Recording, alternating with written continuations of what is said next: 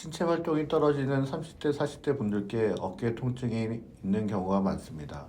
30대, 40대가 되면 퇴행성 변화가 생길 시기여서 활동이나 가동 범위가 줄어들게 됩니다.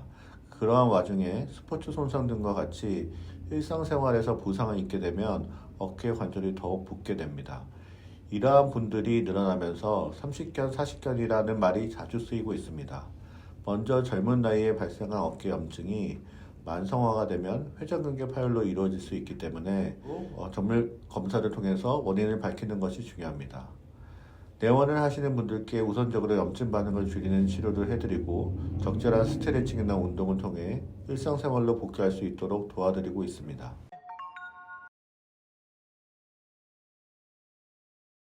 경미한 통증의 경우 집에 있는 성비약을 드셔보시고 통증 조절이 가능하게 되면 내원하실 필요는 없겠습니다. 약을 드셔도 해결이 안 되고 통증이 반복되면은 내원 후 진단을 받아보시는 것이 좋겠습니다. 반복적인 통증은 어깨 관절 내에 염증 반응이 있다는 의미이기 때문에 오래 지속될 경우 회전근개라고 하는 어깨 힘줄이 퇴행성 변화가 진행되게 됩니다. 회복 없이 퇴행성 변화가 계속적으로 진행될 수 있기 때문에 반복적인 통증이 있을 경우에는 반드시 병원에 내원하셔서 진단받으시는 게 좋겠습니다.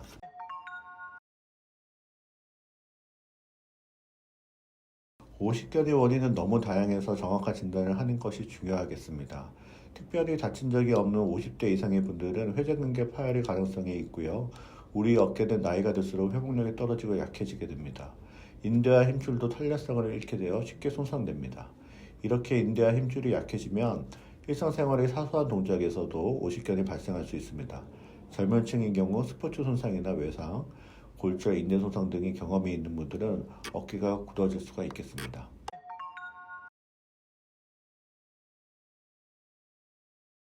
평상시에 어깨를 적절하게 스트레칭하는 것이 중요합니다.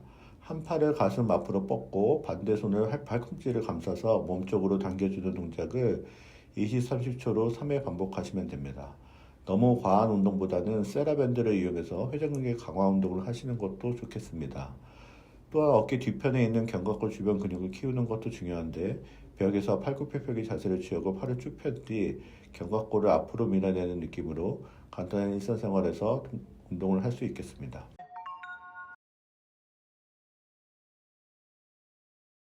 네, 관절경이라고 하는 어깨 내시경을 이용해 수술이 이루어지게 됩니다. 힘줄 부위라고 하는 것은 근육에서 인대로 바뀌는 부분을 이야기하는 것입니다. 그 부분이 심하게 손상되어서 기능이 떨어질 경우 수술을 해야 되는 경우가 발생합니다.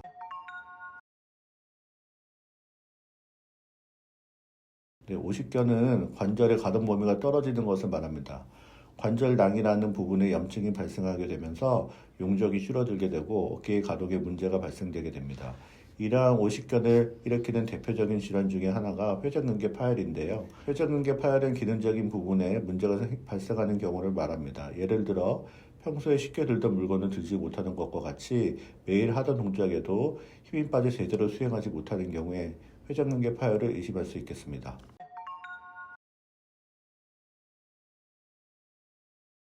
현재 MRI 검사가 가장 정확한 검사라고 할 수 있겠습니다. 물론 초음파 검사도 진단을 하는 데 도움이 되지만 검사 이후에도 의심이 된다면 다시 MRI 검사를 추가로 하는 게 일반적인 경고가 되겠습니다. 중복된 검사의 번거로움 없이 MRI를 통해 진단하는 것이 가장 정확하고 확실한 방법이라 하겠습니다.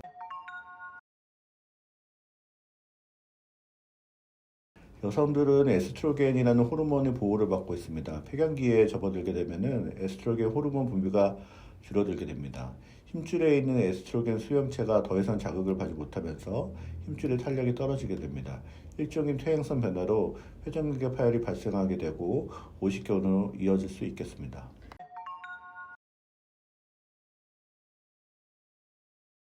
예, 여러 가지 요소를 고려하는데요. 나이, 통증 정도, MRI 속영상 힘줄의 파열 정도 등 종합적으로 여러 가지 요소를 고려한 후에 수술에 대한 자세한 내용을 설명드리고 있습니다. 환자분의 기능과 MRI 소견 두 가지를 가장 중요하게 생각하고 경과를 지켜본 다음에 적절한 수술 시기를 결정하게 됩니다.